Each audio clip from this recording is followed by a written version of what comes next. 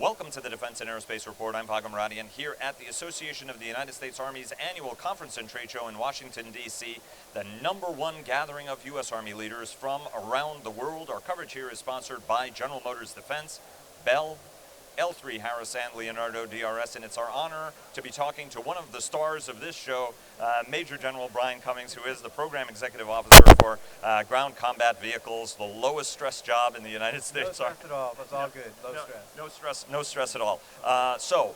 Brian, you know, it's not AUSA unless we have an opportunity to talk, and I really appreciate this given how busy you are. Talk to us, bring us up to speed, because there's so many armored vehicle programs now that are all moving out together. At the same time, you're working with Ross Kaufman, Brigadier General Kaufman, on the cross-functional team at Futures Command, your partner in this, along with Jeff Langhout, who's the senior civil servant in the Army side, as you guys work an entirely new generation of combat vehicles for the Army. Let's focus on the stuff that's already under contract and is moving ahead, whether it's on the howitzer side, whether it's on the AMFV. Bring us up to speed on the major programs and where they are. Sure, and as you know, we've talked a lot. There's a huge balance between sustaining the current stuff that we have now, and then the stuff that we're going to have in our near future to continue to modernize it, and then all the other future stuff that where we want to go to for the future, and then all that in the multi-domain fight where all of them fall in. So we have some systems that we're looking at, where does the Army have divestment points with like a 113 and other systems, and when they phase out. And then in the near term, what's going to be potentially in the next war, like the Bradleys and other emerging platforms like the AMFV to place 113s, continue to improve the systems with engineering change proposals that are in the force for a while, and then investing a lot of laser focus on the things that are in the future. So when it comes to our legacy and sustaining fleet, we're doing that inside the PEO with our PMs in partnership with sustainment communities like AMC, and it's a normal core of business that we do every day in the Army.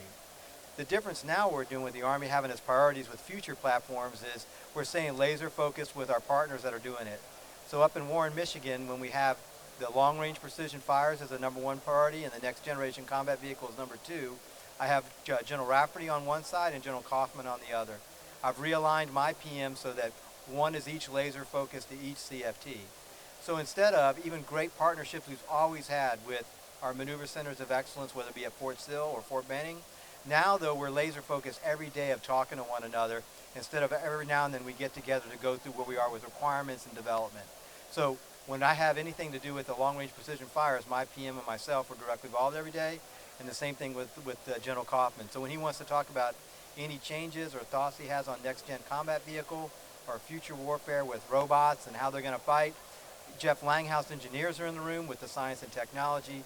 We have contracting folks, legal folks, and everybody all in one team war and concept working on it every day instead of back and forth to some other location.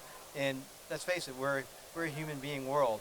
And when you're working habitually every day with one another, after a while as a team, you all want to work on tough problems together and solve them, and we're not being delayed anymore. So it's working real well in that regard.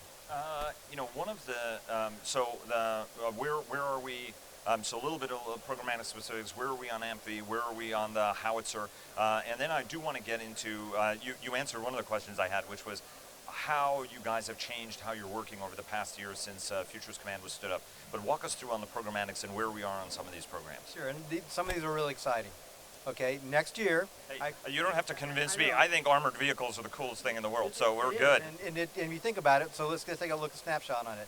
In the near term, next year, the Army's next light tank, mobile detector firepower. Okay, we're going to do a soldier vehicle assessment, Fort Bragg, North Carolina, and live fires at Fort Stewart. Everybody's going to see that new light tank going into the IBCT. We also got the major effort away with lethality on the Stryker platform, and we're going with that in a healthy competition with a real rapid acquisition of being able to down select and make improvements for the lethality for that platform. And then on the rest of the sides, AMFV replacing the 113, well received by soldiers at Fort Hood, Texas. They want to see that as soon as they can, coming out of a very successful limited user test last year with a lot of lessons learned, and the PM and the CFT are doing a good job of prioritizing through all those efforts on what we're that's kind of, I was going to make a joke that, boy, it's a surprise. Somebody wants to get out of an M113 and into something else. I know. But when you ride, you got to remember, most of these soldiers, that's what they've been riding around in. And so you bring that down there to them at the different variants they have, whether it's Mission Command or the medical treatment vehicle. It's a drastic difference than what they had when, I had the 113 midway through my career. Midway through the Army's experience with it, and that's still in the 80s time frame. and we see them in the Vietnam photos, and not much has changed. And that's why they're excited about getting that vehicle. And let's talk about Paladin also, longer tube, incredible mobility you're getting out of the new chassis as well. Yes. General Schaffner down the Fire Center of Excellence, CG, was very satisfied with all the testing so far that we've done with the M109A7. And also, as you know, we're working the IRCA 1C and 2 program a record at a rapid pace in the 23-24 time frame, and putting an autoloader and more lethality and more range and rates of fire in that system as well. So the Army is really doing a great job at modernizing in the near term, but at the same time going for its future and how it wants to fight differently at the same time. And tell the audience what IRCA is, because I think that a lot of folks don't fully appreciate the kind of the magnitude and the contours and the kind of capability that's going to unlock for the future. Of course, and extended range cannon, getting out to 70 kilometers. So it gives you a whole lot of operations and all kinds of operating environments we may find ourselves in with getting that extended range with that cannon. Let's talk a little bit about the next generation combat vehicles. You're working with Ross Kaufman on that. Very, very big focus, the optionally manned, and it is the next generation combat vehicles that's very, very important, because some people drop the S from that, and it is a family of new systems that are going to be under development. The optionally manned fighting vehicle is the first of that, and there are folks who are already looking at that program and saying like, hey guys, come on. Rheinmetall Raytheon disqualified because of late delivery. I understand from an Army acquisition standpoint, and we talked to somebody who said, hey look, there's a deadline. You either make the deadline or you don't. There are repercussions about that. We're obviously also listening to reporting that's happened on that. BAE Systems has told us they're not going to bid for that they've got plenty enough work, but there also seem to be a little bit of concern about the requirement and the nature of it. So that pretty much leaves you with one competitor in it, which is General Dynamics. I don't want to put you too much on the spot because you are the source selection authority on that. But you know, what does this tell us? Can you have a competition?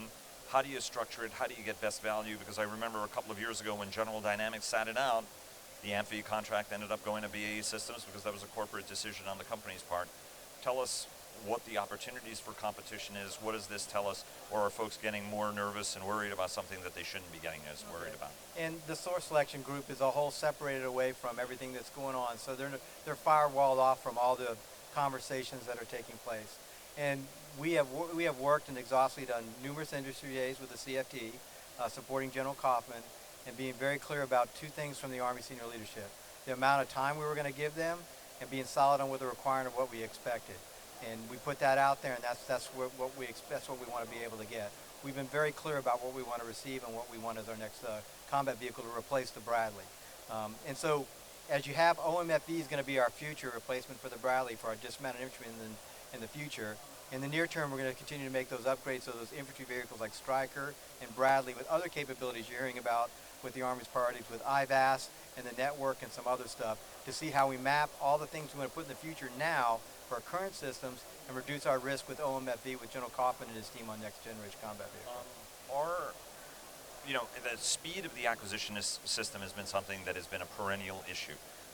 Talk to us about how you guys are speeding up the acquisition system in a material way, right? I mean, you mentioned that was something that was very important for optionally manned fighting vehicle, and one of the reasons why delays could not be accepted, because you guys are pressing ahead with this program on a very, very tight schedule.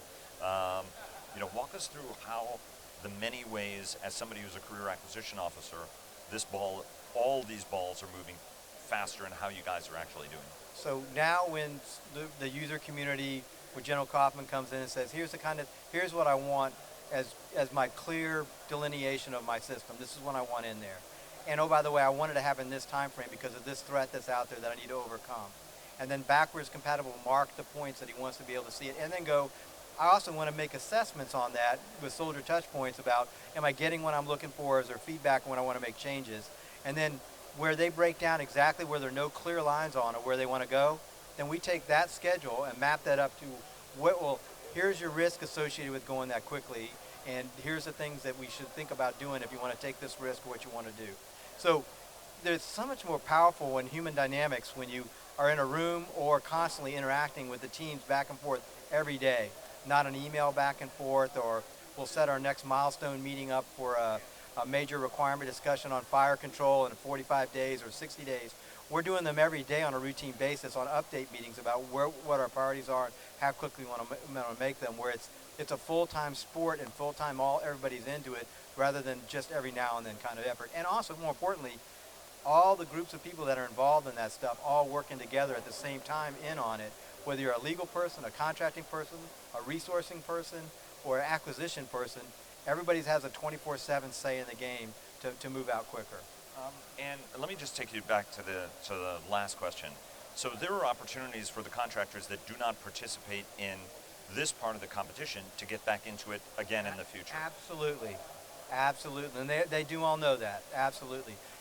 More so, one of the common questions most people ask is that, where is there we try on every acquisition program to keep competition alive.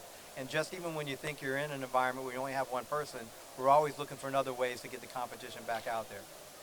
The striker lethality program right now is a good example of that, where we have a very healthy competition to make a lethality upgrade to the striker system with a bunch of companies that are competing to do that. Which historically wouldn't have been the case, right? I mean, once somebody won the development contract, there was no other competition. That was it, and you were going to move ahead with that. But let me ask you something about configuration management, right? I mean, one of the great advantages we had in having 8,000 M1 tanks was there was commonality to it, right? So it was either a 105, the L7 gun, or whether or not it was going to be the 120. How are you going to manage, from a logistical and sustainability standpoint, the notion of having far smaller, many more smaller blocks of vehicles? How do you do that? So it's great from a competition standpoint that you can bring somebody else and somebody else's design in, but potentially that leaves you with a potentially orphan fleet of 250 some odd vehicles that then don't have fleet-wide commonality. How are you working or going to work that element of this when you don't have 600 strikers of a common variant? You'll have a variety of different variants. And now you're in the PhD level of what we need to be always thinking about. It even gets more complex. Now you can have robots and networks attached to them. Someone's got to fix the robots and sustain the robots, and then all the vehicles and the platforms. We're putting a lot of effort into the logistics development of all the systems going out there. And it's going to continue on going through the whole development, for example, of OMFV and the RCV, the Robotic Combat Vehicle line, of how we do that. Now, it's not new to us. We put a lot of energy in logistics planning for the AMFV, and there's lots of lessons learned on Stryker, both good and bad, about what we've done.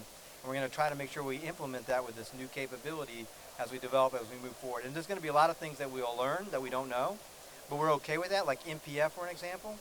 Part of that soldier vehicle assessment at Fort Bragg and at Fort Stewart, we do the live fires. A lot of that will be, you got mechanics now in an IBCT. You got a lot of parts that we haven't managed before. A lot of people that got to touch the vehicle and support it. All those lessons learned will be applying to the other systems as well. So a lot of it we are planning on doing it, but there's going to be stuff that we learn as we go on. One very last question before you get the hook. How in this next generation of vehicles will you be spending more to save more over time, but also take parts and complexity out of these systems to make them more sustainable over the long term? I fully understand additive manufacture and printing and a whole bunch of other things you can do, but at the end of the day, each one has a part number that's associated with it. How do you cut that down in about 30 seconds before your major tackles you and me? The additive manufacturing is something that we're looking aggressively at. It won't solve everything, obviously, because everything will have a part and a part number. But having the drawings, knowing what we need, commonality of parts, building reliability into the system and maintainability, and all the things we do currently right now as we move forward to do the best we can and figure it out. But are you going out of your way to make sure you're not going to do something that puts cost in it downstream? Is that much more of a foundational element? The more and more we make things too expensive to get, the more and more we get less for our force. And the slower we modernize our entire fleet, because it costs too much money to do it. Brian Cummings, Major General of the United States Army, Program Executive Officer, Ground Combat Vehicles. Sir, thanks very much. It's always a pleasure. I couldn't have my AUSA without seeing you. Thanks very much, man. I appreciate it. Best of luck on all of the programs you're working, and we're looking forward to coming up to sunny Michigan and seeing you guys. We'd really, really love it. Thank you so much, and it's always fun to talk to you, so you're always welcome to come. It's a pleasure. Wait a minute, let me ask you one other thing. Sure. Hybrid power, right? How are you guys looking at the power part of this? Because Ground Combat Vehicle had an element of it. Full disclosure, General Motors is one of our sponsors. But, where are you guys thinking about the role of electrification, hybrid, fuel cells, all of that for propulsive power to reduce the fuel load transportation on the battlefield? My boss, Dr. Jetty, wakes up and goes to bed every night giving us hybrid electric challenges. We have a major effort underway that we just started talking about He's given us a real challenging job between me and General Thorogood on the rapid side of doing a hybrid electric Bradley. We're working on that right now with him with the project. We just started it. The group's gotten together. We do have to schedule on the milestones to get there. And I hope by next AUSA we'll be able to, actually before that, we'll be able to tell you exactly what we're doing. That's awesome. Yeah. General Cummings, thanks very much, sir. Thank All you the so best. much. Thanks. Look forward to seeing you again, okay? Yes, sir. Thanks.